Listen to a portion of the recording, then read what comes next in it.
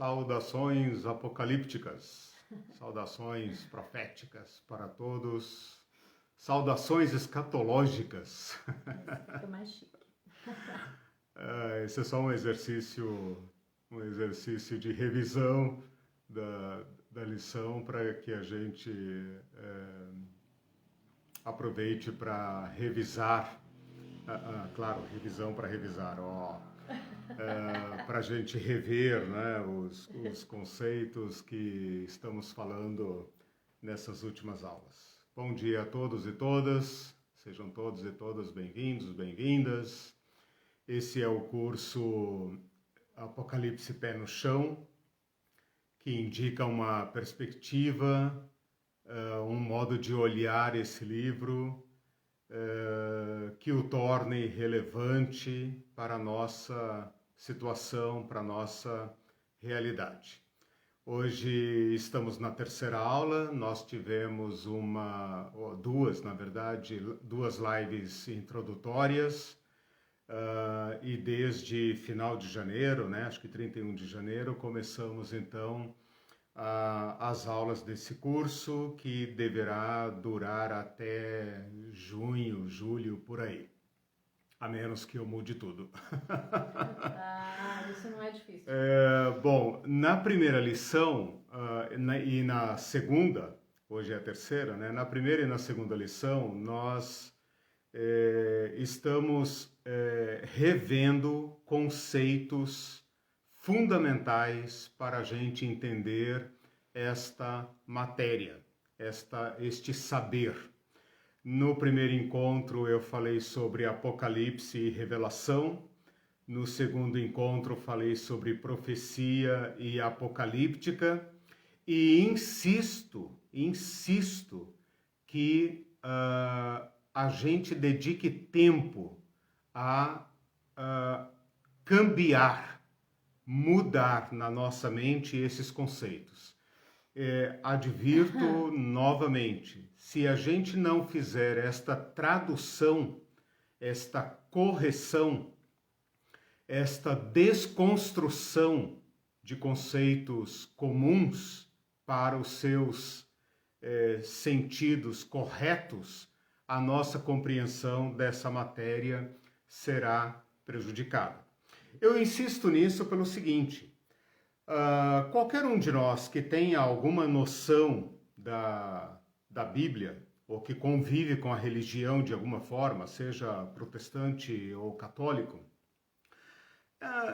convive de certa forma com esses assuntos, né? Convive, já ouviu falar em alguma coisa sobre o número da besta, sobre anticristo, sobre, sei lá, Armagedon, né? Milênio, né? Então esses termos povoam aí a mentalidade de qualquer pessoa que tem uma certa noção da Bíblia, ou que convive com a igreja, ou que acompanha algum grupo religioso. E esse tipo de crença, esse tipo de saber comum, já conduziu os religiosos, os cristãos em particular, a erros monumentais, erros gravíssimos. E quando eu falo de erros gravíssimos, eu não estou exagerando.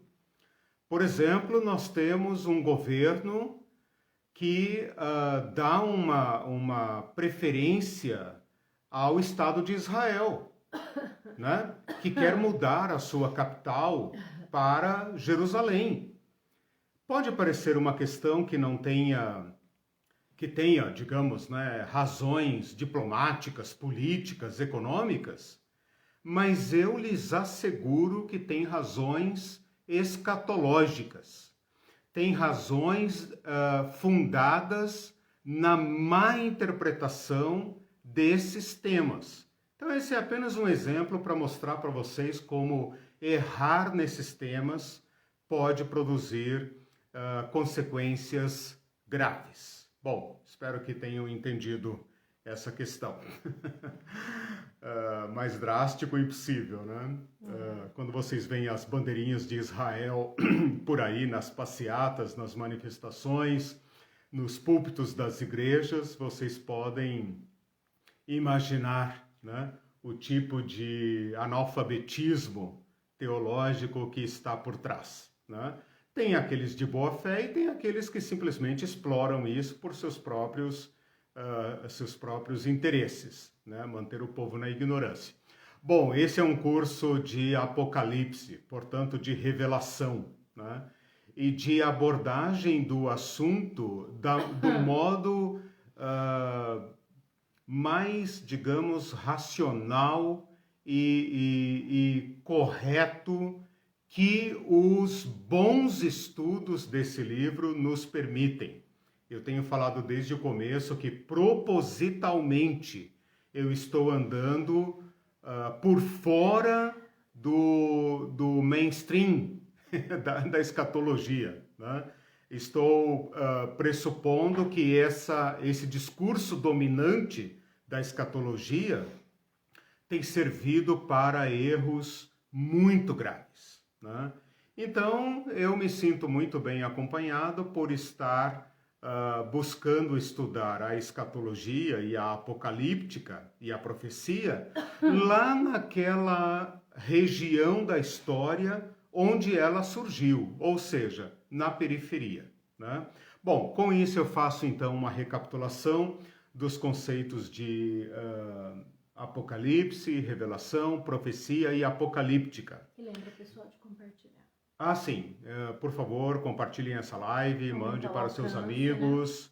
Toca aí no sininho. Não, isso não tem sininho, né? Toque aí no coraçãozinho, no compartilhe, né? Porque eu acredito que esse não é um assunto apenas para cristãos excêntricos, muito menos apenas para religiosos, é um assunto de interesse comum da humanidade. O tema que eu quero tratar hoje, indo agora então já direto ao nosso tema, é escatologia e suas implicações, né? Não se assuste com o tema esquisito. Eu estou continuando na mesma linha da aula 1 e 2. Então, na aula 1 e 2 eu falei sobre Apocalipse e Revelação. Na aula 2 falei sobre profecia, profetismo e apocalíptica, apocalipticismo, apocaliptista, né? Nesta aula hoje, então, eu quero introduzir esse conceito de escatologia e também fazer esse trabalho de desconstrução, de correção, de definição.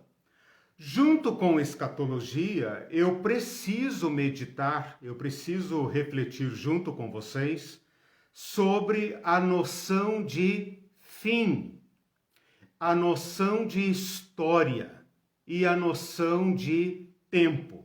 Se não der para a gente avançar satisfatoriamente em todos esses termos, escatologia e suas implicações, a gente ainda tem a próxima aula para finalizar essa primeira parte do curso. Se a gente render bem hoje, então na próxima aula eu já começo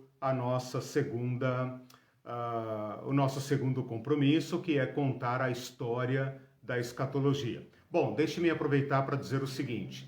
Na primeira aula, naquela parte de introdução, eu falei que nós iríamos tratar de assuntos introdutórios de Apocalipse e depois de conceitos, né? Como vocês podem perceber, eu já inverti. Eu não entrei no livro de Apocalipse ainda e estou aproveitando essas aulas introdutórias, achei mais aplicável, mais razoável tratar desses temas conceituais. Na próxima aula, ou nas próximas aulas, tratar da história da escatologia, para mostrar para vocês como nós chegamos à situação atual, né? E depois, então, a gente entra nos assuntos introdutórios do livro e já estamos no livro, ok? Então, fiz uma pequena inversão das três partes, né? Inverti a primeira e a segunda. Eu não vou contar para ninguém que no outro curso você deu um semestre de introdução. Exatamente. Bom, vamos lá então. Gente, a palavra escatologia é uma palavra que, semelhante ao que acontece com Apocalipse, é uma palavra grega, tá? Essa palavra não tem outro sentido em português. Ela não é uma palavra da língua portuguesa, ela é uma palavra grega derivada de eschaton, skatos, que significa tão somente último. Então, em grego, quando se fala último, a palavra é eskatá, eschaton, eschatos, né? Claro, o grego tem suas, suas declinações, né? Mas eu não quero entrar nessas questões, mesmo porque não é minha área. O que nós precisamos saber é que a palavra escatologia é um ramo da teologia, ou seja, é uma seção, né? um departamento dentro da teologia que se destina a estudar as coisas últimas, ou, em outras palavras, as coisas do fim. Então, a palavra escatologia, logia, logos, faz aqui o significado de estudo, discurso, análise, né? E a palavra eschatos significa último. Então, estudo do último, estudo do final, do fim. O que isso significa? Bom, essa palavra escatá ou eschaton, ela significa tão somente último e ela ocorre no texto do Novo Testamento com esse sentido. Então a Bíblia não fala a palavra escatologia. A palavra escatologia é uma palavra criada pelos teólogos, né? Então, por exemplo, quando a Bíblia fala assim, você vai pagar até o último centavo, escata. O último estado será pior do que o primeiro, escata. Quando fala de primeiros e últimos, né? Os últimos serão primeiros, lá naquela parábola de Jesus, né? dos trabalhadores, escata. Quando fala que quem quiser ser o primeiro, faça-se o último, a palavra escata. Então, com isso, eu quero apenas que a gente saiba que a palavra escatologia significa o estudo do último. Qual último? O última etapa da história, fim da história, né? Das coisas últimas, do estudo das profecias que se referem ao fim, aos últimos eventos, ok?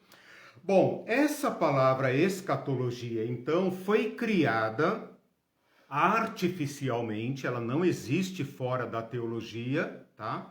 Ela foi criada artificialmente para englobar o estudo das palavras da Bíblia, quer sejam de profetas, quer seja de Jesus, quer seja da igreja primitiva, de Paulo, de João, do Apocalipse, que tratam do futuro, e não apenas do futuro, porque nós estamos vivendo no futuro em relação a eles, né?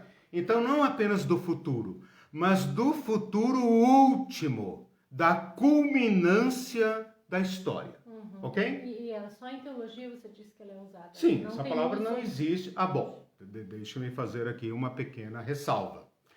Existe um falso cognato, tá, de uma palavra em português, que se você procurar lá no dicionário escatologia, você vai encontrar lá, que é o estudo do cocô, estudo das fezes, estudo da M, certo?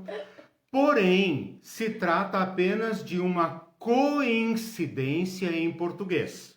A palavra escatologia de cocô significa, aliás, deriva também do grego, mas de uma outra palavra grega que começa com sigma, começa com S, que é scaton.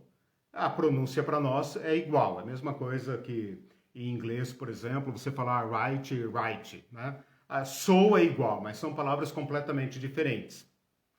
Então, essa palavra da escatologia, da profecia, começa com ES em português, né? ES, e a palavra da escatologia do cocô significa, ela começa com SK, né? Sigma kappa.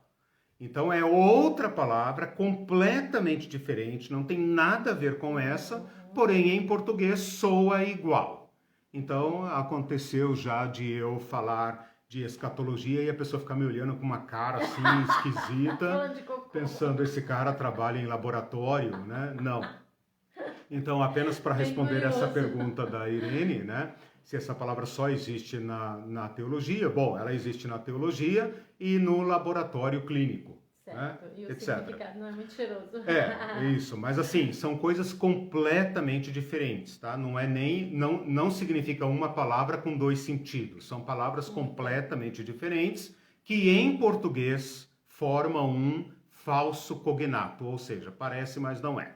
Bom, voltando à nossa, então, escatologia teológica, a Bíblia, sim, tem um conjunto de expressões que sinalizam que a história caminha para um fim. Eu vou citar aqui rapidamente algumas expressões que quem conhece a Bíblia, está mais familiarizado com a leitura da Bíblia, vai identificar facilmente. Por exemplo, o profeta Daniel fala várias vezes em fim do tempo, ou fins do tempo, né? Fim dos anos, profeta Ezequiel. Fim dos dias, profeta Jeremias, né? Daniel também, Oséias e tal.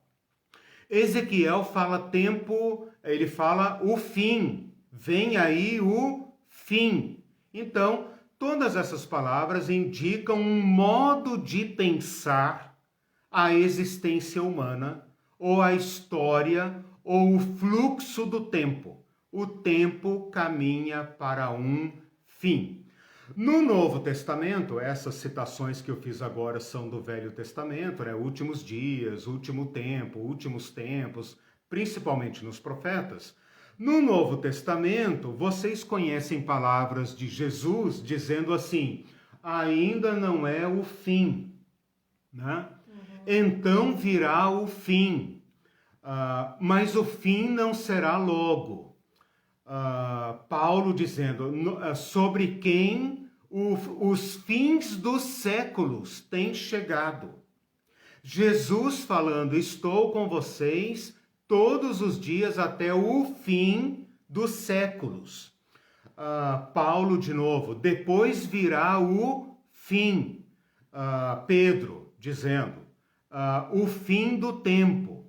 Pedro de novo, o fim de todas as coisas está próximo. Eu usei aqui agora bastante a palavra fim. Vou citar algumas frases que citam a palavra último. João fala último dia. Atos dos Apóstolos menciona últimos dias. Pedro fala último tempo, últimos tempos. E João, de novo, fala última hora. Tudo isso nos coloca, nos apresenta, na verdade, um conjunto de indicações das Escrituras espalhadas pelo tempo, ou seja, vem desde os profetas, passando por Jesus, pelos apóstolos e pelos primeiros cristãos, indicando uma noção de história. Esse conjunto de palavras, de indicativos, de menções, esse conjunto do modo de pensar, compõe então a substância de uma disciplina teológica chamada escatologia, estudo dos fins últimos, estudo do destino humano, certo? Então isso é o que nós precisamos saber sobre escatologia, o estudo das palavras bíblicas a respeito do fim. Ora, esse problema da escatologia, porque toda ciência tem um problema, a ciência é feita em cima de um problema. Esse problema da escatologia é um problema humano fundamental. Ele aborda ou ele pretende tratar de um assunto que é fundamental, existencial e inevitável. É a pergunta que todo ser humano racional fez e faz e fará, que é: para que tudo isso? Para onde vai tudo isso? Qual é o sentido da minha vida? Para que eu existo? Qual é o meu destino? E mais do que isso, qual é o sentido da história humana? Qual é o futuro da humanidade? Nós estamos caminhando para uma era dourada ou nós estamos caminhando para um grande caos, um grande colapso? Então, esta pergunta de estar na vida, estar no tempo, estar na história, nos impõe este problema. Qual é o sentido individual e qual é o sentido coletivo? Então, a pergunta existe, ela é inevitável. Você pode até renunciar a ela. Você pode dizer: cara, quer saber? Não estou mais interessado em saber no dia de amanhã, vamos viver o agora, curta a vida, entendeu? Comamos e bebamos porque amanhã morreremos. Morramos. Façamos o que temos que fazer hoje, goze a vida hoje, faça o que der na cabeça, aproveite o máximo, porque o amanhã não existe. Ou nós podemos pensar também assim, de modo inconsequente, em relação à humanidade. O que interessa agora é ganhar dinheiro, que se dane a pandemia, o escambau, o meio ambiente, floresta amazônica, que se exploda. Eu não estou pensando na próxima geração, a próxima geração que resolva seus problemas, né? Então, o ser humano pode se tornar tão besta, tão bestial, para usar uma palavra do Apocalipse, que ele se animaliza, ou seja, ele renuncia às perguntas existenciais que só o ser humano pode fazer, né? Isso é imposto a nós. É decorrente de ser humano perguntar-se pelo sentido último da vida e da história. Esta constatação torna a escatologia uma matéria de interesse comum. Então, eu não apenas defini escatologia, mas justifiquei a escatologia como sendo de interesse comum. Todo ser humano minimamente capaz, que não se desumanizou, tem em si, em algum lugar da sua alma, da sua psique, esta pergunta pelo sentido último da vida. Nossa, eu falei da vida, agora eu lembrei daquele programa, como é que é? Provocações, né? Do Abu Janra. O que é a vida? Né? É isso, o sentido. E maior do que isso, qual é o sentido da história? Né? O que será do Brasil? O que será do mundo? O que será do Ocidente? O que será do capitalismo? O que será da nova ordem mundial? Né? O que acontecerá se as pessoas, nós que, né, vivemos intensamente os anos 80, né, que acompanhávamos pelas capas dos jornais se algum louco tinha apertado o botão da bomba nuclear, né, aquela tensão horrorosa da Guerra Fria, né? Então, a escatologia se tornou um assunto de interesse comum.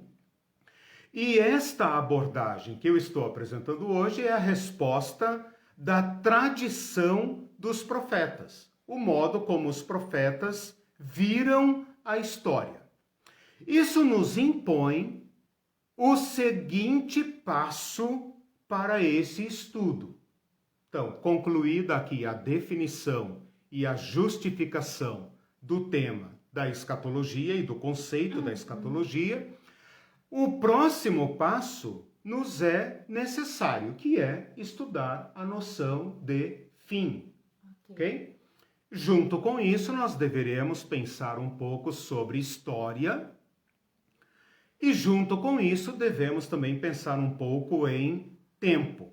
Eu não sei se nós vamos ter tempo, né, de aprofundar esses termos de modo satisfatório, que vocês julguem satisfatório, mas eu passo então agora a reflexão com vocês sobre a noção de fim. E aqui nós precisamos fazer uma correção muito, muito importante. Ok? Tudo bem até aí? Tudo bem. Alguma pergunta, comentário? Não, só o pessoal dando bom dia, chegando, internet falhando, mas a nossa... Beleza. Tá okay. Então tá. Então vamos pensar um pouco sobre a palavra fim. A nossa palavra fim é latina. E veja, eu vou fazer aqui uma pequena análise sobre como ela ocorre no hebraico. O Antigo Testamento foi escrito principalmente em hebraico e o Novo Testamento em grego. Então, para saber o que a Bíblia pensa, como a Bíblia entende o fim, eu preciso analisar as ocorrências dessas palavras, o sentido dessas palavras no Antigo Testamento e no Novo Testamento. Já adianto para vocês que a nossa palavra fim, a palavra fim, como nós a entendemos, ela é equívoca. O que é uma palavra equívoca? Não significa errado, nesse sentido rigoroso, etimológico que eu estou tratando. Uma palavra equívoca significa que ela soa igual em dois sentidos. Ela equivoco. Equi igual, voco, voz. Então ela soa igual.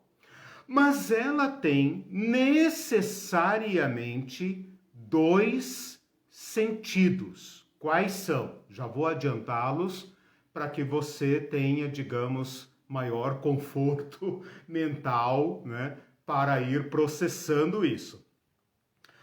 A palavra fim tem um sentido de fim, digamos, beco sem saída, rua sem saída, fim, como a Terra plana, por exemplo.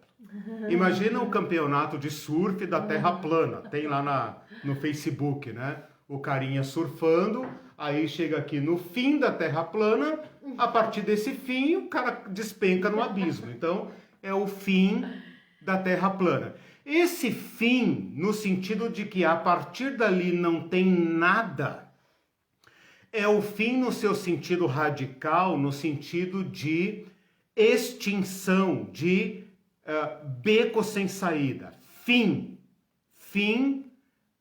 acabou. A partir dali não tem nada. Mas a Irene falou aqui término. Mas mesmo assim, todas essas palavras são equívocas. Porque terminar, vem de termo. E termo é apenas um ponto. Entendeu? Okay. O outro sentido da palavra fim, que é bastante óbvio, e não tem como separar um do outro em termos de vocabulário, mas em termos conceituais, eles são completamente diferentes, muito diferentes, é o sentido de fim como alvo, como destino. Então, por exemplo, você tem lá no aeroporto chegada, você tem partida e chegada, né? Quando você chega ali, não acabou tua viagem, pode estar começando, né? Então, por exemplo, você foi para Paris, né? Não agora, né? Depois que acabar a pandemia ou antes da pandemia, você foi para Paris.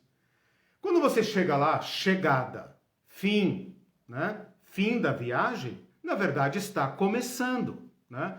Ou, por exemplo, um maratonista. O maratonista que chega na faixa de chegada, estoura ali, né? quebra ali a faixa de chegada. Essa chegada para ele não é o fim no sentido de que a partir dali não tem mais nada. Aquela chegada é um alvo, é uma finalidade, é um objetivo. Então é impossível separar esses dois sentidos, esses dois significados da palavra fim. Porém, eles são claramente distintos. Quando você está falando fim de acabou, por exemplo, fim do filme. Acabou. Acabou o filme, não é série. É fim, acabou. Subiu as letrinhas e tal, acabou, né? E o outro significado que é alvo. Atingimos nosso fim, nosso alvo. Era aqui que nós queríamos chegar. Então, esse conceito é fundamental para a gente entender agora o que o fim significa na escatologia. Certo. Então, se a escatologia é o estudo do fim, qual fim está em vista aqui? O fim da Terra plana acabou, a partir dali é o abismo, ou o fim no sentido de alvo, objetivo, destino, futuro, estado último, ok? Então vamos lá. No hebraico, a palavra fim significa destino, principalmente. Então, em diversas referências, essas todas que eu citei anteriormente, de Daniel, de Jeremias, de Ezequiel, Oséias, etc., todas essas expressões, a palavra ali é aharit, em hebraico, significa fim, destino. Fim, hífen, destino. E não fim, extinção. Eu vou usar exatamente assim. Okay. Fim, extinção e fim, destino. Então, por exemplo, o profeta Jeremias fala assim para o povo do seu tempo: não fiquem preocupados. Deus falando para os exilados, os judeus que sobreviveram à guerra. Não fiquem preocupados. Eu sei o fim que vocês desejam. Ou seja, eu sei o que vocês desejam. Eu sei qual é o alvo, o objetivo do seu desejo. Não fiquem preocupados. Vocês vão chegar lá, né? Então seria como alguém dizer para nós agora: eu sei que vocês estão sofrendo. Eu sei. Mas eu conheço o desejo da sua alma. E eu vou realizá-lo. Vocês não vão morrer. Eu vou realizá-lo, né? Então, nesse sentido, a palavra é usada, por exemplo, em outro caso, em Jeremias. Olha só, na nossa Bíblia está traduzida como futuro. Jeremias capítulo 31, o profeta fala assim: há esperança para o teu futuro. Mas no original está dizendo assim: há esperança para o teu fim. Palavra original, fim. Ora, esse fim não pode ser fim e extinção. Tem que ser fim, destino. Há esperança para o teu destino. Ou seja, a tua viagem está muito difícil, mas há esperança para o teu fim, para o teu futuro, para o teu estado último. O teu estado último, essa viagem da vida vai chegar ao seu grande alvo, né? Então é nesse sentido que o hebraico fala de fim. A palavra grega para fim nos ajuda muito aqui, porque ela é traduzida. Eu vou gastar um tempinho aqui para mostrar para vocês como a palavra grega nos dá um sentido um sentido muito rico de fim, destino e não fim, extinção. Por exemplo, o verbo usado. Aliás, antes de falar do verbo, a palavra fim em grego é telos. Telos. Segura aí, tá? Então, essa palavra significa fim, conclusão, mas também significa meta, alvo, objetivo, finalidade, estado último ou ato último. Telos, ok? Segura aí porque essa palavra aparece em português e eu já vou mostrar para vocês como que ela aparece.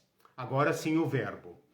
O verbo derivado dessa palavra telos, ele é traduzido como concluir, cumprir. Olha só, você cumpriu sua jornada, você satisfez sua jornada, cumpriu, né? Concluiu satisfatoriamente. Realizou, olha que interessante, consumou. Jesus lá na cruz, quando ele fala está consumado, é este verbo que ele usa, né? Teleo, esse verbo está consumado, ou seja, a morte de Jesus não é o fim, extinção, mas é o fim, destino. Não, a morte de Jesus, que é para todo ser humano o fim, extinção, acabou. Acabou. Zé fini, né? Cemitério, sepulcro. Acabou. Acabou tudo. A morte de Jesus é interpretada por ele próprio como fim no sentido de realização. Então, olha a riqueza da palavra grega aqui. O Paulo usa esse verbo no sentido de aperfeiçoar, perfeito. Então, uma coisa é imperfeita, ela está em fase de construção. Por exemplo, uma casa, um móvel de madeira, uma obra de arte está em construção, né? Calma, não terminei ainda, né? Se você, por exemplo, já construiu uma casa, você vê a obra, é horrível, né? O pedreiro vai dizer para você, calma, aqui vai isso, vai aquilo. E no final fica perfeito, né? A Irene, que é artista, né? E vocês veem apenas, às vezes, um quadro pronto, uma obra pronta, uma comida pronta, né?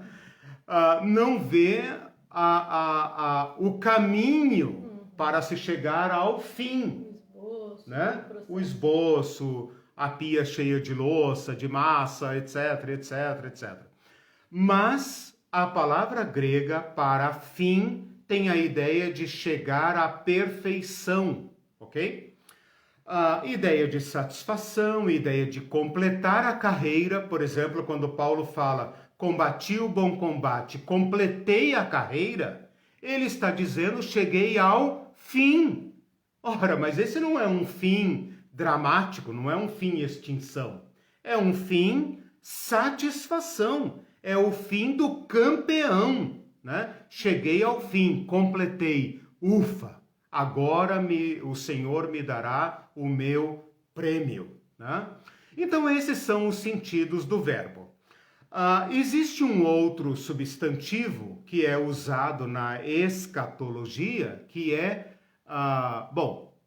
outro não, desculpa, é aquele que eu falei agora que eu vou citar exemplos dele, que é o telos, ok? Então, Jesus falando assim, até o fim, Jesus falando, não é o fim, amou-os até o fim, né? Lá em João 13, quando Jesus lava os pés dos discípulos, amou-os até o fim, né? E a gente pensa assim, amou-os até morrer. Não, a palavra grega ali é mais rica do que isso. Ela significa amou-os até o máximo, amou-os até ao perfeito, até ao ponto extremo. Então percebam como a palavra fim, em grego, é rica, né? Paulo dizendo, o fim dos quais será conforme as suas ações, o destino deles será conforme as suas ações. Paulo, de novo, o destino deles é a perdição. O livro de Hebreus, guardamos até o fim. Olha só, o Jó, o famoso Jó, o pai da paciência, né? Tiago, falando a respeito de Jó, ele fala assim: meus irmãos, tenham paciência, vejam o nosso irmão Jó e o fim que o Senhor lhe deu. Aqui está muito claro, né? O fim que o Senhor lhe deu. Ora, Deus não deu fim à vida de Jó. Pelo contrário, a vida de Jó teve um final feliz, um final ideal, romântico, né? Ele terminou seus dias mais rico do que era antes. Então, o fim que o Senhor lhe deu, né? O fim da nossa fé, o princípio e o fim. Olha que interessante, quando Jesus fala no livro de Apocalipse, eu sou o princípio e o fim, esse fim aqui não é fim e extinção, senão Jesus seria o grande abismo, né? Ele seria o grande abismo e tudo nele teria fim, caiu nele e acabou. Não, ele está dizendo eu sou o princípio e o fim, ou seja, tudo se destina para mim. E em mim, tudo que existe alcança a sua perfeição, o seu estado perfeito, né? Existe um outro substantivo que é teleiotes, que significa perfeição, e isso ocorre algumas vezes. Ocorre também como adjetivo, por exemplo, quando Jesus fala, sejam perfeitos como perfeito é o Pai de vocês, a perfeita vontade de Deus para que vocês experimentem a perfeita vontade de Deus, ou seja, a vontade final de Deus. Ela ocorre no sentido de maduro, maturidade, ou seja, o estado final de um fruto, maduro, colheita, fim, perfeito. Ocorre no sentido de adulto, ou seja, uma criança ainda não atingiu a sua compleição, o seu estado varonil, perfeito, né? Então, no sentido de adulto, no sentido de completo, perfeito e tal. Conclusão desta análise gramatical e etimológica do hebraico e do grego. Nós não devemos pensar, agora eu vou juntar esta análise com escatologia. Eu falei para vocês que escatologia é o estudo dos fins, do estado último. E então você poderia pensar, por que raios eu vou querer estudar o fim da Terra plana, o caos que está diante de nós, a morte que está diante de nós, ou a grande catástrofe que ameaça o mundo? Por que razão eu vou querer estudar estas coisas? Nem os cristãos querem estudar a escatologia. Eu estou aqui então recuperando a escatologia. Conclusão, como eu ia dizer. O que é que nós não devemos pensar a respeito de fim? E aqui está a correção. Fim, no sentido teológico, não é extinção. Então, quando as pessoas falam fim do mundo, o fim do mundo está próximo, o fim do mundo, né? Os cristãos falam muito em fim do mundo. As pessoas do senso comum, as pessoas na linguagem comum, elas podem falar, o fim do mundo, né? O fim de tudo. Mas os teóricos também falam em fim do mundo, fim da história, né? Como eu falei, essa é uma grande preocupação. Ao invés de pensarmos em fim como um grande apagão, ao invés de pensarmos no fim como um Big Bang, ao contrário, uma grande implosão, um apagamento do sistema solar, isso é o que está diante de nós. Ou pior ainda, porque os crentes não colocam isso para daqui a bilhões e bilhões de anos, para nosso terror. Eles colocam isso para a qualquer momento pode acontecer o fim do mundo, né? E a gente pensa, meu Deus, como o fim do mundo, né? Esse fim, no sentido de extinção, está completamente equivocado. Nem o judeu do Antigo Testamento, nem o cristão do Novo Testamento, que é um judeu convertido, esse pensamento simplesmente não existe no pensamento hebraico e grego. Embora as palavras hebraicas e gregas, hebraica e grega, tenham esse sentido, não é com esse sentido que ela é usada nas palavras da escatologia. Portanto, nunca passou pela cabeça dos profetas, nunca passou pela cabeça de Jesus, nunca passou pela cabeça dos primeiros cristãos o fim no sentido catastrófico, o fim no sentido de Big Bang ao contrário, o fim no sentido de vai tudo para o fogo e para raio que o parta, esse mundo é o inferno e nós vamos escapar daqui, graças a Deus, né? Esse mundo que se queime, que se dane se a Amazônia está começando a queimar, se o Pantanal está queimando, se a água dos mares está sendo contaminada, etc. Que se exploda. O que eu quero é escapar daqui. O que eu estou dizendo é que esse conceito é completamente errado. Ele pode ter suas raízes em outras fontes, mas de a Bíblia, from Bible, ou seja, a partir da Bíblia, não é possível extrair este conceito do fim como extinção. Então, apaga da sua mente completamente a ideia da catástrofe e do fim, extinção. Coloca no lugar o pensamento do Antigo Testamento e do Novo Testamento, da profecia, da apocalíptica e agora também da escatologia. A história caminha para um alvo. A história caminha para uma culminância. A história caminha para a perfeição. A história caminha para o seu estado completo. A história caminha para a grande reconciliação. A história caminha para a restauração. Esta é o Evangelion, o Evangelho, de não apenas encarar o problema. Qual problema? Aquele que eu coloquei agora há pouco. Qual é o destino?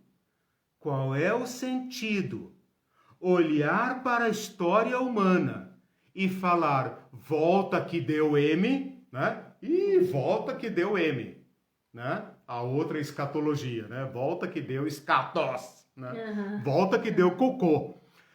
A grande intervenção, a grande contribuição do modo judaico e cristão de pensar é, apesar de nós, a história caminha para uma perfeição, caminha para a reconciliação, caminha para o alvo, caminha para o destino que lhe foi dado. Por isso é que Jesus diz no Apocalipse, eu sou o princípio. No princípio era o verbo. E eu também sou o fim, porque tudo caminha para mim. E tudo será convergido neste Deus de Jesus Cristo.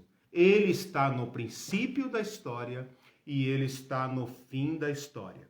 Só a fé judaico-cristã tem este conceito. Nem uma outra. Então nós estamos pisando aqui num território exclusivo, contribuição exclusiva da fé judaico-cristã. Então eu falei o que não é fim e falei o que é fim. Ok. Ponto. Né? Ah, só- Falei então da escatologia. A escatologia põe o problema do fim e então eu tive que definir o que é fim. O que a Bíblia quer dizer com fim. Descartei um conceito equivocado, que é o fim e extinção, e coloquei no lugar o sentido correto do fim como destino. Ok. Tem um comentário do Chegamos Celso. a um ponto que dá para a gente conversar. Vai. Tá, tem um comentário do Celso, mas antes disso, essa aula é a segunda ou terceira? Nossa, me deu Terceira. Terceira? A primeira foi sobre Apocalipse e Revelação, a segunda foi sobre profetismo e apocalíptica. Ah, ok. E essa é a terceira sobre escatologia e fim. E se der tempo ainda, a gente fala um pouco sobre história e tempo. Acho que vai dar certo. Né? Ok. Ok. O Celso, então, tem um comentário. Considerando os cristãos no curso da história, o ser bestial que você falou, né? Isso foi uma constante ao propagar o fim apocalíptico. Esperavam pela besta do Apocalipse, mas praticaram várias bestialidades nas Américas, na África e na Ásia. Na história temos inúmeros exemplos bestiais, muitos deles praticados em nome de Cristo. No curso histórico, uma grande besta também foi o projeto dominador, disfarçado de evangelizador, de cristãos que deram vazão à bestialidade, tentando justificá-la com evangelização dos povos, ao dizer, o fim vem, arrependam-se. Sempre essa pregação, né? Eu vou aproveitar, Celso, aproveito para agradecer as suas participações sempre muito, muito boas.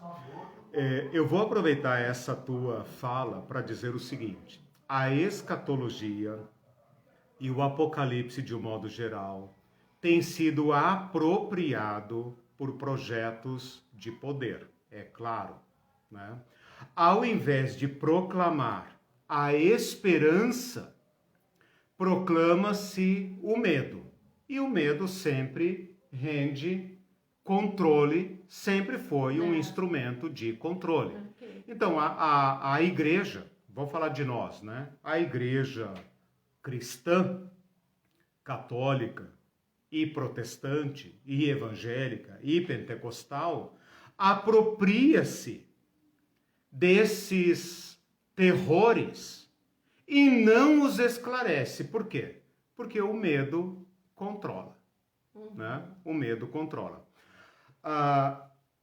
Por causa disso, por causa deste risco, é que o livro do Apocalipse tem uma advertência, quase que uma maldição, né, no seu final, dizendo: não mexa nesse livro. Não tire nada desse livro e não acrescente nada nesse livro. Eu sei que os neo-religiosos, né? Eu não sei se eu já fiz esse neologismo, se eu não fiz, tem que fazer. Tô brincando, né? O pessoal que me segue no Facebook sabe que eu tenho aquela brincadeira dos neologismos religiosos em que eu critico essas expressões equivocadas, né, que brota no nosso meio. Eu sei que os cristãos, de um modo geral, por falta de instrução, eles costumam aplicar aquele versículo à Bíblia toda, como se aquela última página do livro de Apocalipse fosse a última página da Bíblia toda. É claro que é a última página da Bíblia toda. Mas aquela última página foi escrita para ser a última página do livro de Apocalipse. E aquela advertência, Celso e demais irmãos e irmãs, tem uma razão de ser. Ora, porque aquele é o único livro da Bíblia que termina com uma advertência dizendo: não mexa, não acrescente e não omita. Por quê? Porque havia a tentação de fazê-lo. Ora bolas, não se coloca uma advertência se não existe o risco de alguém cometer aquilo contra o que se adverte. Faz sentido? Não toque aqui, porque as pessoas querem tocar. Sim. Não pise aqui, porque existe o risco das pessoas pisarem. Por que é que o Apocalipse tem aquela plaquinha de advertência? Não pise na grama, né? Não acrescente palavras, não tire palavras. Por quê? Porque ele poderia se tornar facilmente um instrumento de controle, de terrorismo, né? Ou de placebo. Então o cara diz, ó, acrescentar, né? eu entreguei para vocês exatamente o que eu vi. Não mexa, não acrescente e não retire. O meu compromisso aqui com vocês é, obviamente, estudar o Apocalipse sem tirar nem pôr, né? Fazendo uma interpretação, como eu falei no começo, sustentada nas melhores técnicas de exegese, para não correr o risco de enfiar nele aquilo que eu acho. Né? Exatamente, porque então, as pessoas... Por isso que é pé no chão. O risco que se corre é de dizer assim, não, mas eu não estou acrescentando nem estou tirando, mas eu estou dando uma interpretação claro. falsa. Isso entra nessas categorias aí de mudar, né, o significado. Eu gostaria muito que os cristãos que têm fissura, né, por Apocalipse, que têm mania, Apocalipse mania, né, e que estiverem ouvindo essa aula, levasse muito a sério essa advertência lá do final. Cuidado com o que vocês estão fazendo. Cuidado, pondo coisas onde não tem, tirando coisas de onde tem. Cuidado para não adaptar esse texto aos seus esquemas teológicos. Outro perigo o Apocalipse é uma revelação, está escrito. E aí a pessoa fala, Deus me revelou dentro de Apocalipse. Muito cuidado. O que tem de gente indo no céu e no inferno, né? Deus me livre. A Tatiana Javala comentou, maravilhosa explanação, a reconciliação de todas as coisas caminha para a consumação, maravilhoso. Então, esses aspectos aí, que a Tatiana está destacando, não cabem na escatologia do deixados para trás. Então, eles estão tirando coisas do Apocalipse, né? Estão embutindo no Apocalipse uma visão particular, né? Exatamente.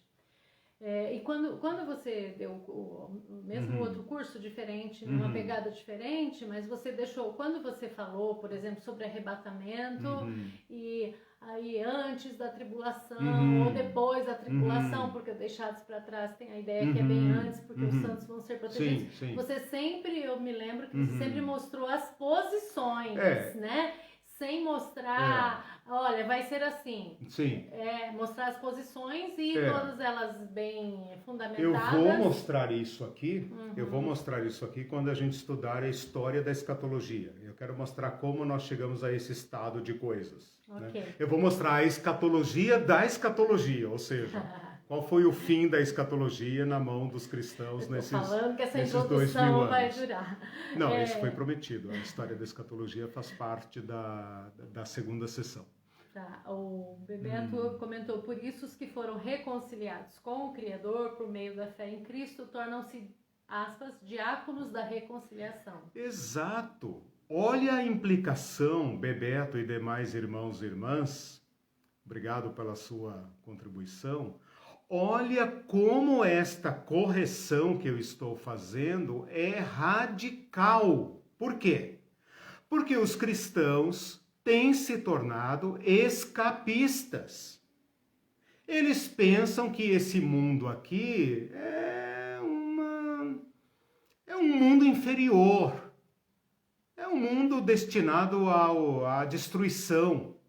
E que nós vamos escapar daqui. Então, nós não temos relação com a história, nós não temos relação com os problemas materiais das pessoas, nós não temos relação com o meio ambiente. Quando, na verdade, como o Bebeto está dizendo aqui, já disse outras vezes e disse de novo agora, quando, na verdade, aqueles que foram reconciliados e aqueles que acreditam no estado perfeito,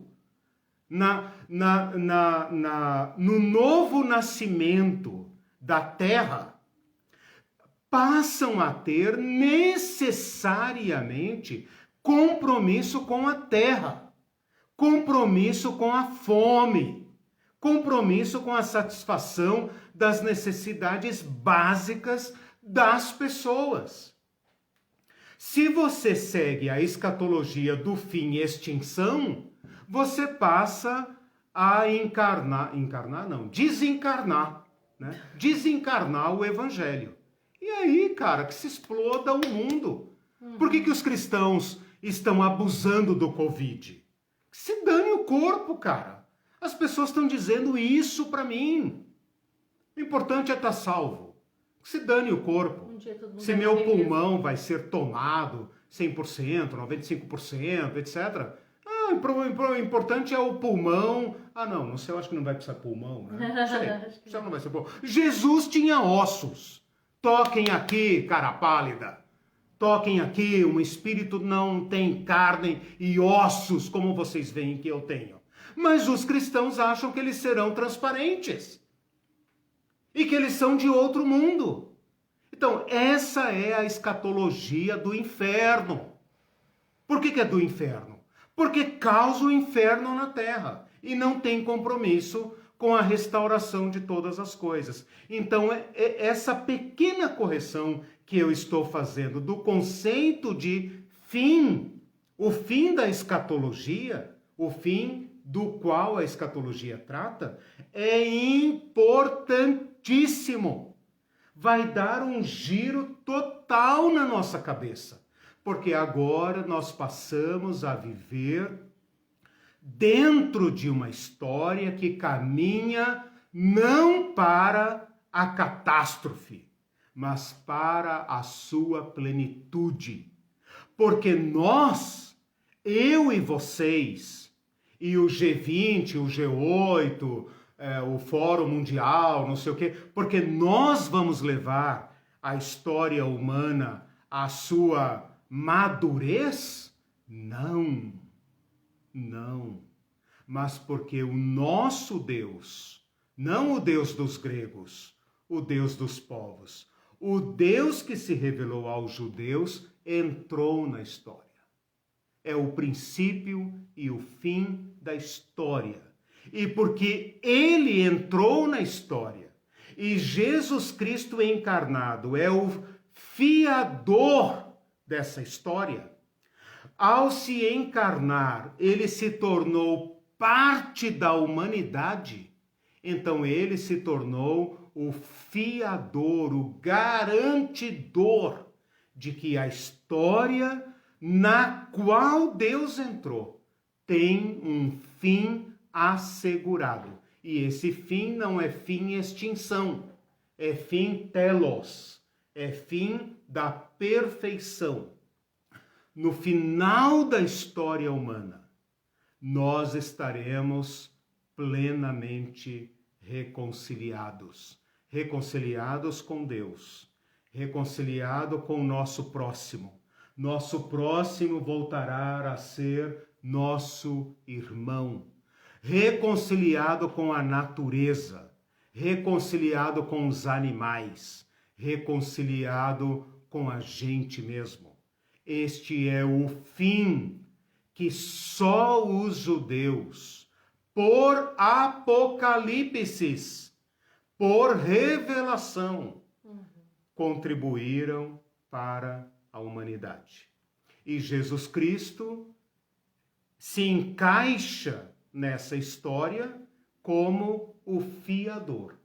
Porque Jesus Cristo encarnou, morreu e ressuscitou, nós sabemos que a história da humanidade caminha para um fim destino. Não estamos num avião sem piloto. Não estamos num trem desgovernado. Não estamos vivendo um pesadelo horrível no qual tenho que me narcotizar para suportar. Não.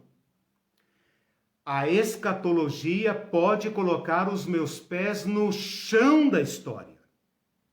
Ao invés de fugir da história, ao invés de me alienar da história para as nuvens e o mundo que se dane, Eu tenho condições de, com os meus olhos abertos, olhar pé no chão e ainda assim ter esperança, porque Cristo se tornou um de nós.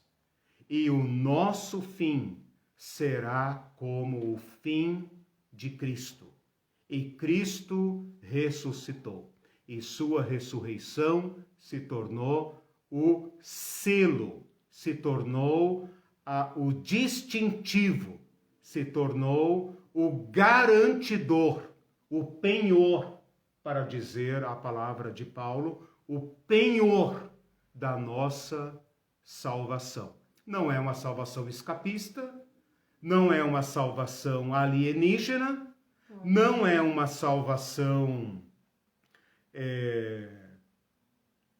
que jogue o mundo para o inferno. Pelo contrário, vive agora porque pode, como nunca e como ninguém, pôr os pés no chão.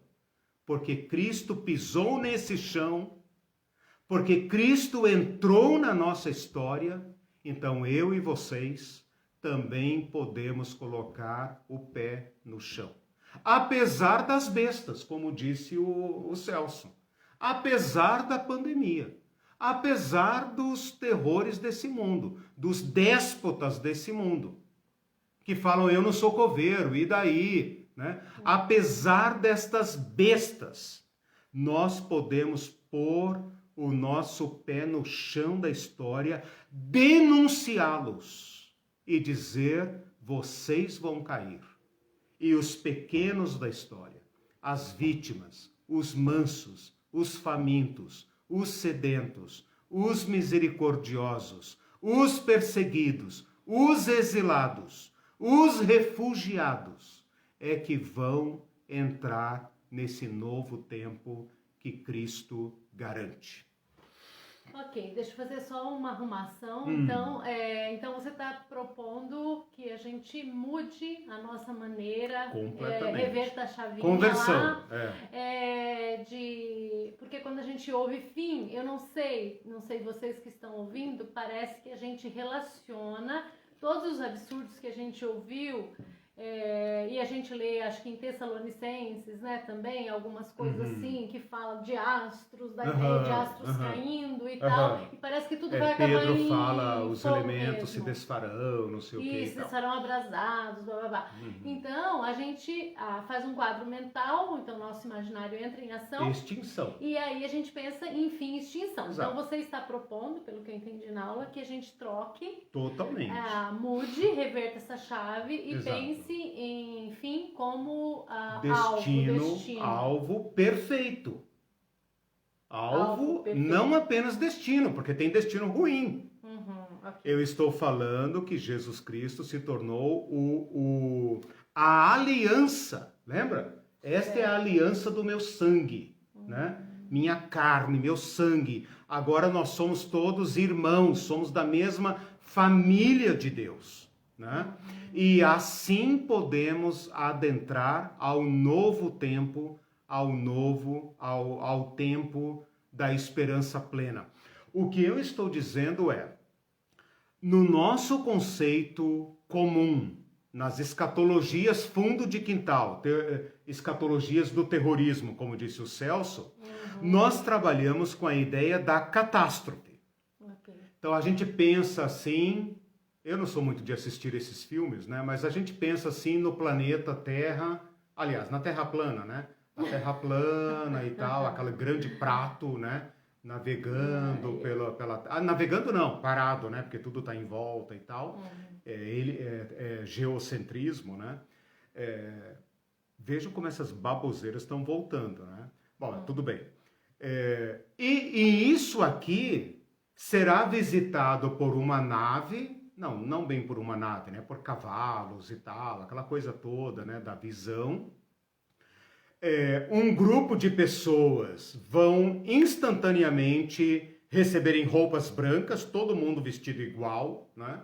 E vão flutuar imediatamente e vão subir para o céu. né, para o céu, aquele teto que tem aqui acima das nossas cabeças.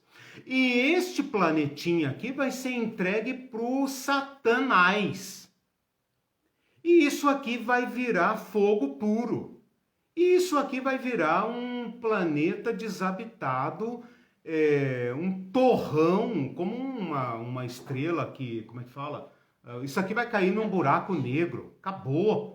Novos céus e nova terra. Deus vai criar outro planeta em outro lugar e nós vamos viver lá como os testemunhos de Jeová. Brincadeira. Não passa por essa nossa escatologia que não existe essa ideia de extinção. Existem os danos do planeta, obviamente, existem. As Amazônias continuarão pegando fogo, né? Os mares continuarão sendo contaminados, os rios poluídos. A agressão nossa ao planeta vai continuar até quando Deus disser basta, né? Mas nós temos que pensar, converter completamente a nossa ideia de fim para fim destino, Okay. né? Eu acho que é em Jeremias, eu não anotei aqui, Jeremias, se não me engano é Jeremias ou Isaías, depois eu vejo com certeza, mas é fácil achar, se alguém achar até pode colocar aí, quando Deus fala por meio de um profeta dizendo, eu criei a terra, não a criei para ser um caos, não a criei para ser desabitada, eu a criei. Okay. Né? Então, se aquele texto tiver um sentido escatológico, se tiver um sentido escatológico, significa dizer que este planeta receberá seu destino, não dos déspotas do mundo, mas do Cristo, o herdeiro da terra, o dono da terra. Mas eu pensei que a Terra ia ser destruída e a gente ia subir para o céu. Exatamente. Exatamente. É a teologia escapista, né? A Cristina Caetano diz extremamente interessante, iluminador. A gente vê estudos e pregações cheios de viés pessoais, isso Exato. é extremamente perigoso. Exato. E o Celso disse, imagine quando a Rede Record fizeram uma novela sobre o Apocalipse. Claro. O Ademir Krellin respondeu, vai ser Apocalipse Now. Apocalipse Now. Aí o Ademir tá batendo um monte de palminha aqui. Eles reforçam essa ideia, né? Eles reforçam a ideia errada. O que nós estamos fazendo não é nenhuma, digamos assim, não é nenhuma inovação da minha parte. Eu estou cumprindo o compromisso de voltar às fontes. Estou dizendo para vocês que todas as vezes que o Antigo Testamento fala em fim da história, todas as vezes que o Novo Testamento fala em fim da história, a ideia de extinção não existe. Nunca passou pela cabeça deste povo que criou a apocalíptica a ideia de fim. Fim extinção, mas de fim destino. Deus garantirá o curso da história. Ok, tem várias perguntas aqui. Tem um da Vera Siqueira, que é nossa super fã, que disse, advogando para o diabo, dois povos. Vários povos têm seus apocalipses, profecias de fim de uma era e início de outra. Isso. Até os esotéricos têm suas profecias, a era de Aquário. Sim. Os espíritas falam de uma transformação de nível do planeta Terra, além das profecias maias e de pivôs indígenas e outros mais. Pergunta, só os cristãos teriam tido a revelação dos últimos tempos? As revelações de outros povos e religiões seriam em verdade? Legal. Excelente questão, Vera. Obrigado. Olha só, eu falei que queria entrar na noção de história, né? Eu vou deixar para a próxima aula para não fazer nenhuma forçação de barra. Porque tem várias perguntas. Né? Existe uma contribuição, e isso é muito, muito importante saber. Então eu vou reservar a próxima aula para pensar especificamente nessa questão e então encerrar essa parte de conceituações, né? Existe uma contribuição muito importante dos judeus e dos cristãos para a noção de história. Quando a Vera chama a atenção para as escatas, as escatologias dos outros povos, nós temos que fazer a seguinte ressalva, né? Os outros povos, as outras religiões, as outras filosofias antigas, as outras mitologias, elas pensam numa história basicamente circular. Então, elas pensam em eras, em ciclos, mas é uma história que circula. Ela circula em mais do mesmo.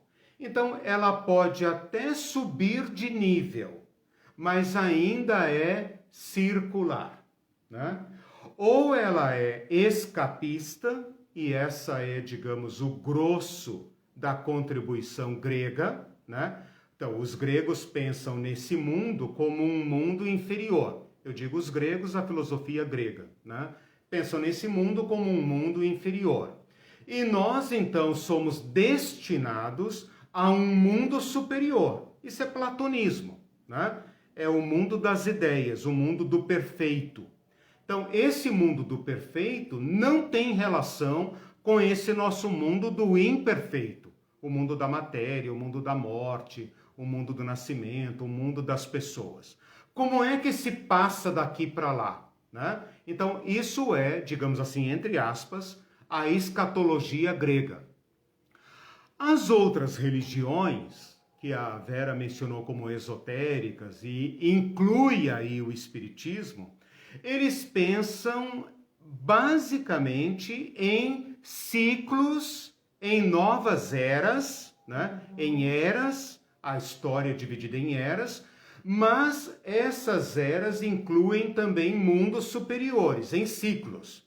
Então a história corre em ciclos, né? Existem ciclos abaixo da Terra, onde estão os espíritos inferiores. Existe a Terra, que cumpre um certo estágio de aperfeiçoamento, e existem os espíritos iluminados, que estão em eras superiores, né? E então esses espíritos superiores guiam esses espíritos inferiores, né? E você corre o risco de cair para mundos piores, né? E o grande objetivo da vida, então, é tornar-se uma pessoa melhor para merecer no próximo ciclo, na próxima era individual, né? O acesso a esse mundo superior. Existe um corte epistemológico, vamos dizer assim, um corte completo, uma ruptura completa entre o modo de pensar judaico e, portanto, cristão, que não é derivado do modo de pensar dos povos. Por isso ele é revelacional, ele é apocalíptico, ele vem de cima, né? Ele vem da revelação, que é a história linear, né? Então a história não caminha de volta para um novo arquê, no sentido cíclico. Caminha, nós podemos dizer, para uma novitude, mas essa novitude é o pleno, né? É o pleno. Então, a escatologia cristã rejeita a ideia da imortalidade, rejeita a ideia da eternidade fixa, né? Porque caminha para o fim de uma história na qual Deus está. Então, nós podemos falar de uma nova era, nós podemos falar. Mas quando nós falamos de uma nova era, não é no sentido cíclico, né? Então, para fazer assim uma pequena análise, né, eu acho que vale a pena voltar nisso na próxima aula, de um modo geral, todas as escatologias não judaico-cristãs são cíclicas. De algum modo, elas são cíclicas, né? E a escatologia cristã, herdada dos judeus, é uma escatologia linear. Isso seria, é claro que aqui suscitam 1000 perguntas, né? Mas, em termos muito sucintos, seria essa a grande diferença. Agora, a Vera tocou num ponto importante. Só os judeus tiveram revelação? Não. Mas Paulo vai dizer que os oráculos foram confiados aos judeus. Então, hoje, nós poderíamos dizer, e eu subscrevo esse posicionamento, que os povos têm suas luzes. Eles têm a ânsia pelo futuro e a ânsia pela perfeição. Mas o seu sistema de pensamento não lhes dá garantias de nada. E, portanto, eles se encontram todos, grosso modo, obviamente, não quero fazer injustiça aqui a ninguém, né? Porque, obviamente, eu falo como cristão, então eu não quero aqui depreciar as outras visões de mundo, ok? Porém, de certa forma, grosso modo, todas estão presas num ciclo, num eterno retorno, do qual não há garantias de escapar. E se houver modo de escapar desse grande ciclo encarnacional ou reencarnacional, o máximo que se pode vislumbrar é a fusão, a dispersão na energia do universo.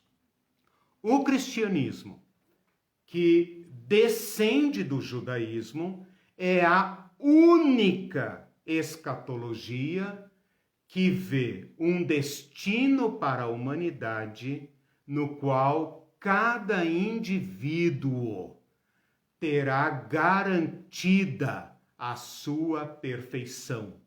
Eu nunca vou me fundir com nada. Eu nunca vou me dispersar em nada. Eu nunca deixarei de ser uma pessoa. Pelo contrário, eu caminho para me tornar aquele Eliseu novo, que eu anseio ser.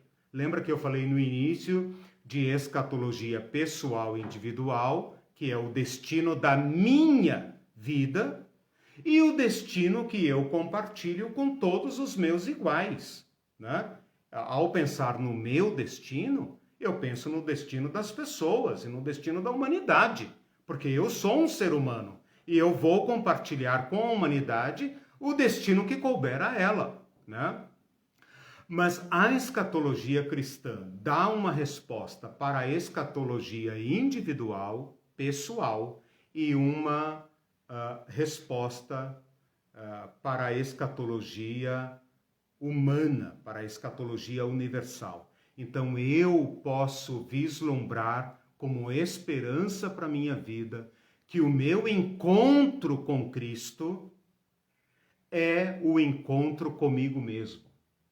É o encontro que eu mais desejo, que é viver em paz comigo. Essa paz nunca será encontrada dentro de mim.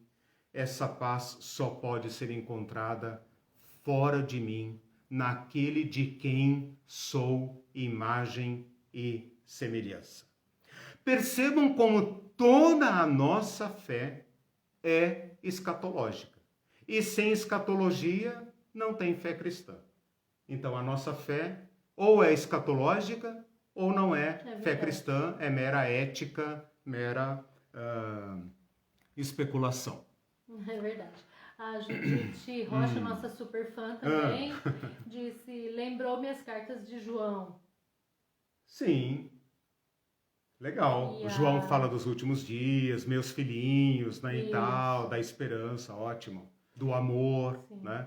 Tão judiado nesses tempos, né? Essa escatologia falsa, isso que me irrita. A minha ira que me move a dar esse curso, tem ira também, né? É porque essa escatologia falsa, ela é má. Ela não gera compaixão. Ela não gera compaixão nem pelas pessoas, muito menos pelo planeta. Pois é. Né? E a escatologia do apóstolo João, a escatologia do apóstolo Paulo, a escatologia de Jesus, a escatologia dos profetas, ela é compassiva. ela é cheia de compaixão. Ela ouve o gemido da natureza. Olha o que Paulo fala em Romanos 8.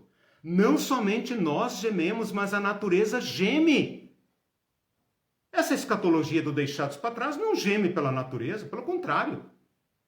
Ela caminha para e passo com a mesma escatologia capitalista que quer queimar a Amazônia para colocar gado lá e para ter lucro. Isso que me ofende como cristão. Então, não tem reconciliação com a natureza, né? O Leonardo Boff, por exemplo, que fala sobre a natureza, é considerado um herege, né? Um filho da besta. Por quê? Porque ele concebe que Deus tem um plano também para esse planeta. E os cristãos não querem nem ouvir falar em Leonardo Boff, né? Que tem lá seus erros e acertos, caramba, todo teólogo tem, é melhor ser humilde, né? Mas ele nos abriu os olhos para uma ecologia cristã, para uma ecologia que eu, por exemplo, formado, né, dentro da igreja, nunca tinha percebido, né? Então, essa escatologia nossa tem que ser compassiva. Se ela não for compassiva, não é escatologia. E se não é escatologia, não é cristã. Muito bem. A Claudete Coutinho, nossa compartilhadora também, vemos isso nos cristãos recém-convertidos de Atos, que era, na verdade, também um movimento social. Ajudavam uns aos outros, depositavam sua contribuição em tempos difíceis. Eles eram diáconos da reconciliação? Diáconos da reconciliação. É muito interessante que o sermão de Atos, do capítulo 2, termina dizendo: rompam com esse sistema de coisas, né? Porque o nosso Cristo virá e restaurará todas as coisas. E então o que é que eles fazem? Crendo na restauração de todas as coisas, assumem o diaconato. Ora, se todas essas pessoas, se todo esse mundo é destinado à restauração, como deve viver a igreja? Como mensageira da reconciliação, como mensageira da restauração, né? Então, por exemplo, plantar um vaso, plantar uma árvore e com isso denunciar o ataque à natureza é escatológico. É escatológico, né? Bendito olha, a escatologia do Tim LaHaye não fala sobre isso. Mas lá em Apocalipse, acho que 11, fala que Deus vai destruir os que destroem a terra. Deus vai destruir, ele vai se vingar daqueles que feriram o planeta. Então é melhor os capitalistas da escatologia escapista repensarem, né? O Guilherme Falcão também postou um texto bíblico aqui, 2 Coríntios 5, 18 e 19, que eu vou ler rapidinho. Sim. Ora, tudo provém de Deus, que nos reconciliou consigo mesmo por meio de Cristo e nos deu o ministério da reconciliação. A saber que Deus estava em Cristo reconciliando consigo o mundo, não imputando aos homens as suas transgressões, e nos confiou a palavra da reconciliação. A palavra da reconciliação. E aí o Bebeto respondeu aqui isso: ministério, diaconia, serviço, um claro alinhamento entre a missão de Deus e a missão da igreja. Isso. Esse é um dos compromissos desse nosso curso, né? Nós não estamos estudando futurismo aqui, nós estamos estudando como viver agora, pé no chão. Exatamente. Nossa então, história. Isso que diferencia o nosso curso. Exatamente. E esses comentários são maravilhosos, né? Ajudam bastante. Agradeço imensamente a cada participação, né, respondo depois, comento lá, vou olhar com carinho. São muito bons, Então, irmãos, o que nós fizemos hoje? E isso é fundamental. Apresentei para vocês um capítulo da teologia chamado Escatologia, que reúne das Escrituras todas as referências, todas as palavras que tratam do estado último da humanidade, do destino da história, do destino da humanidade. Mostrei que esse é um tema de interesse comum. Todo ser humano tem essa pergunta gritando em algum lugar da sua alma, da sua psique, né?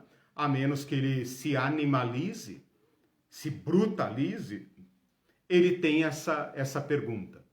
Perguntar pelos fins impõe a nós uma ressalva, uma especificação de qual fim estamos falando.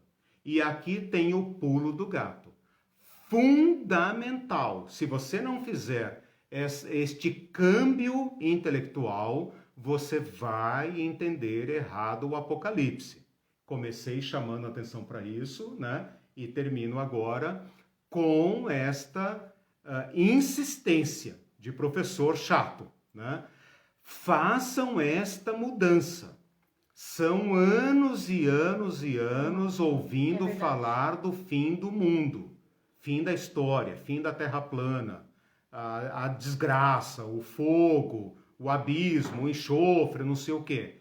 Tem que fazer essa conversão, essa metanoia, para entender que todas as vezes que o Antigo Testamento e o Novo Testamento fala de último e de fim, o que ele tem em vista é o estado perfeito.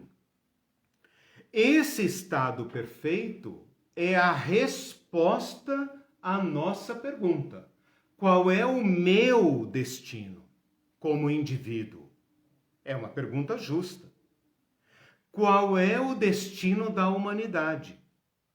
Para onde caminha a história?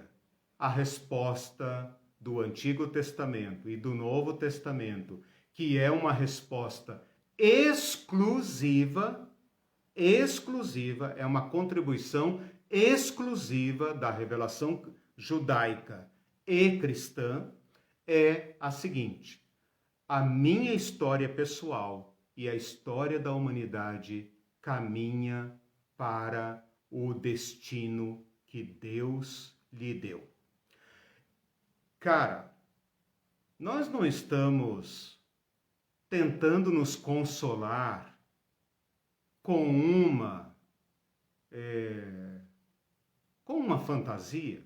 É uma pergunta justa, né?